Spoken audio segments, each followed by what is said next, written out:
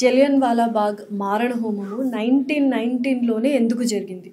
1910లో ఎందుకు జరగలేదు? 1930లో ఎందుకు జరగలేదు? Why this year? World war 1లో బ్రిటిష్ వాళ్ళు మన ఇండియన్ సోల్జర్స్ని కూడా యూరోప్కి తీసుకెళ్ళారు ఫైట్ చేయడానికి, బ్రిటిష్ వాళ్ళ తరపున ఫైట్ చేయడానికి. సో అందులో ఏం జరిగిందంటే బ్రిటిష్ వాళ్ళ తరపున మనం ఫైట్ చేస్తున్నాం కాబట్టి జర్మన్స్ని, ఫ్రెంచ్ వాళ్ళని మన సోల్జర్స్ చంపారు.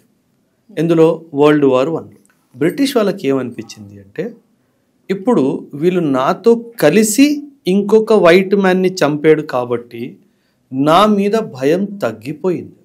నా మీద భయం మళ్ళీ తీసుకురావాలి అంటే వీడికి నేను రాజుని, నువ్వు స్లేవ్వి అని చెప్పాలి.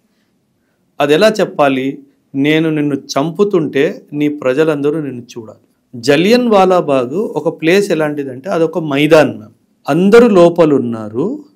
ఒక ఎంట్రీ గేట్ని బ్లాక్ చేసి అక్కడ ట్రూప్స్ని పెట్టి బ్రిటిష్ జనరల్ డయర్ కాల్పులు స్టార్ట్ చేశాడు. ఎస్కేప్ అయ్యే దారి ఇవ్వకుండా చంపాడు ఈ జనరల్ డయర్. ఇది జరిగింది 1919.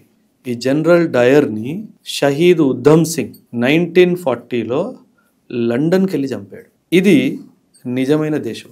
21 years అయినా ఆయన్ని ఫాలో అయ్యి మరి 21 years తర్వాత లండన్లో వెళ్ళి మరీ చంపాడు.